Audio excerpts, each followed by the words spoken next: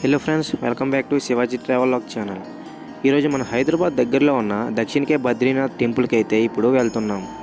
ఉత్తరాఖండ్లో బద్రీనాథ్ టెంపుల్కి అయితే ఎలాగో వెళ్ళలేం కాబట్టి అంత దూరం మనకి హైదరాబాద్లో మనకి సదుపాయంగా బద్రీనాథ్ టెంపుల్ అనేది రీసెంట్గా కట్టడం జరిగింది.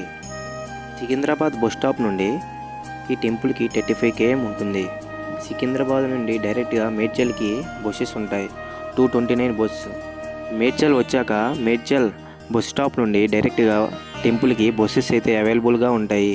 బస్సు లేకపోతే ఆటోస్ కూడా అవైలబుల్గా ఉంటాయి. ఆటోకి అయితే మేడ్చల్ నుంచి డైరెక్ట్గా టెంపుల్కి 40 రూపీస్ టికెట్ అయితే తీసుకుంటారు.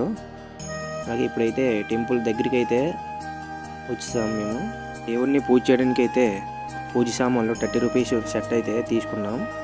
ఇగో ఇక్కడ కనిపిస్తుంది కదా, ఇదేని బద్రీనాథ్ టెంపుల్ మన హైదరాబాదులో బండ మైలారం అనే విలేజ్లో ఉంటుంది. ఇక్కడ టెంపుల్ యొక్క టైమింగ్స్ అయితే స్క్రీన్లో పెట్టండి చూడండి. బద్రీనాథ్ టెంపుల్ చూస్తే ఎలాంటి వైబ్ వస్తుందో అలానే ఉంటుంది ఇక్కడ కూడా.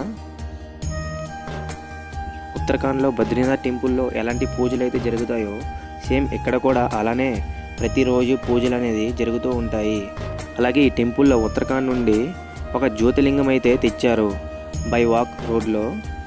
ఇక్కడ చూస్తున్నారు కదా, టెంపుల్ లోపల చాలామంది జనాలు. మేము సండే టైం అయితే వచ్చాం. సండే అయితే చాలామంది విజిట్ చేయడానికి వస్తుంటారు. ఈ టెంపుల్ లోపల చూసారా, శ్రీ మహావిష్ణువు విగ్రహం అయితే మీకు కనబడుతుంది.